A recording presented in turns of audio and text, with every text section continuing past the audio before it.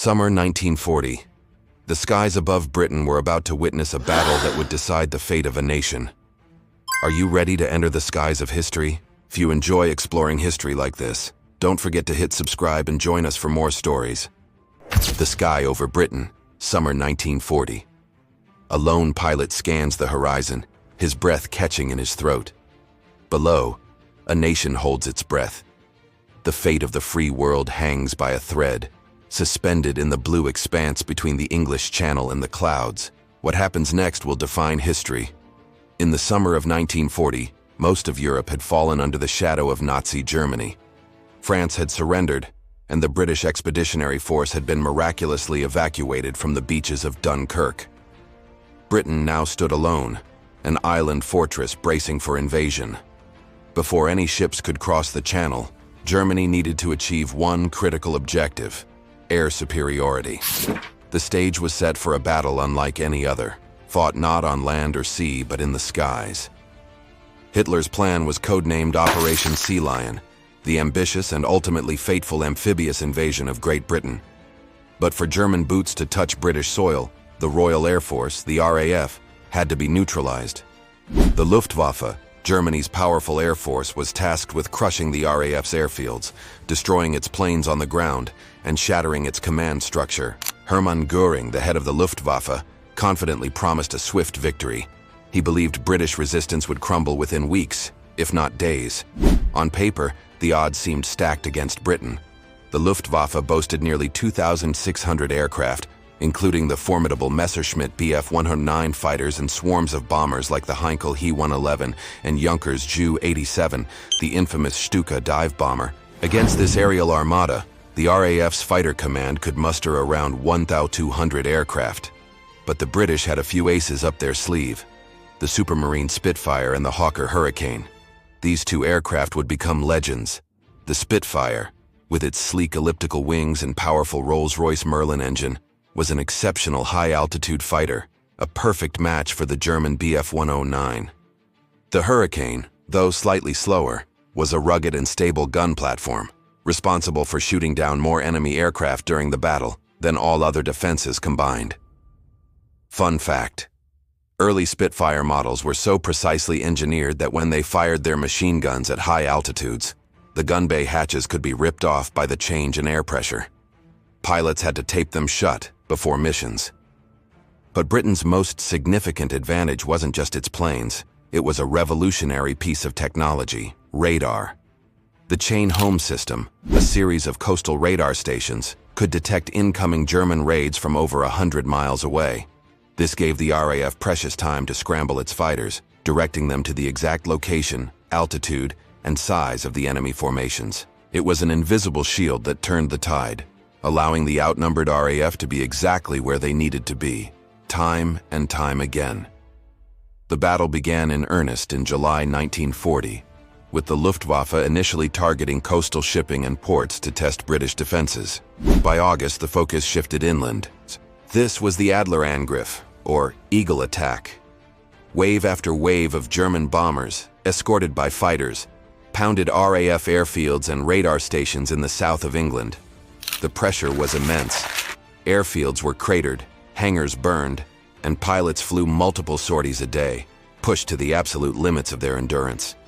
For the civilians on the ground, the battle was a daily reality of air raid sirens and sleepless nights spent in shelters. The distant drone of engines was a constant source of anxiety. But initially, the fight was largely over the fields and coasts of southern England. That was about to change. After an accidental German bombing of London, a furious Winston Churchill ordered a retaliatory raid on Berlin. Though militarily insignificant, the raid on the German capital enraged Hitler. He ordered the Luftwaffe to switch its focus from destroying the RAF to terrorizing British cities. On September 7, 1940, the Blitz began. Over 300 bombers descended on London, setting the city ablaze. This strategic error gave the battered RAF a crucial breathing space. While London burned, the fighter airfields were being repaired, and new pilots were being trained. The shift in tactics was a turning point. Fun fact: the term "the Blitz" comes from the German word Blitzkrieg, meaning lightning war. September 15th, 1940. This day is now commemorated as Battle of Britain Day. The Luftwaffe launched a massive, all-out daylight assault on London, believing the RAF was on its last legs. Instead, they were met by a furious and unexpectedly large force of British fighters. The skies were filled with swirling dogfights. By the end of the day, the Luftwaffe had suffered devastating losses, forcing a major re-evaluation. It became clear that air superiority was not achievable. 2 days later, Hitler indefinitely postponed Operation Sea Lion. The invasion was off. Let's dive into some more little-known details. Fun fact: over 100 American pilots flew for the RAF before the United States officially entered the war, volunteering to join the fight against Nazism. They formed the famous Eagle squadrons. And here's another. Fun fact: to make up for a shortage of aluminum, thousands of households across Britain donated their pots and pans in a campaign called Saucepans for Spitfires. While the metal wasn't actually suitable for building planes, the campaign was a massive morale booster, uniting the nation in the war effort. The Battle of Britain was the first major military campaign fought entirely by air forces, and the first significant defeat for Germany in World War II.